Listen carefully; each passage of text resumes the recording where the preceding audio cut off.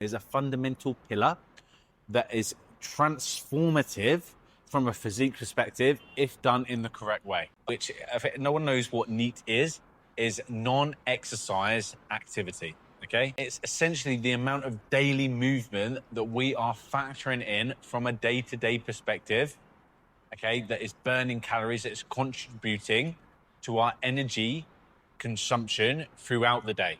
Now, our non-exercise activity is really the foundation setting that it comes to for the amount of energy that we consume on a day-to-day basis, okay? The vast majority of our energy expenditure is committed towards activity outside of the gym and outside of training rather than inside, okay? It just makes sense even if you think about it in terms of a time period perspective, okay? The ratios are there.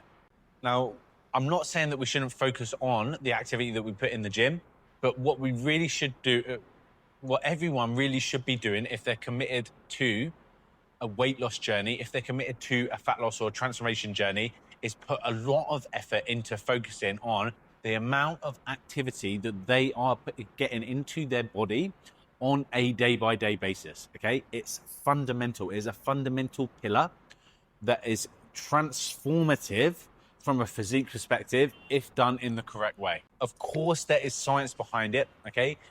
Movement and micro movement throughout the day keeps our metabolism active, okay? Keeps our system burning, keeps our system moving, okay?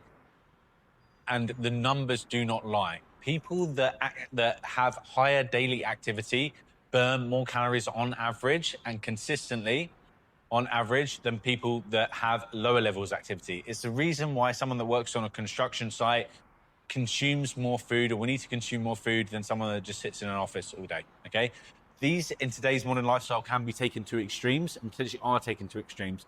And if you are someone in particular that falls on the closer to the second example that I just described, then this is really, really, really important for you and should be your starting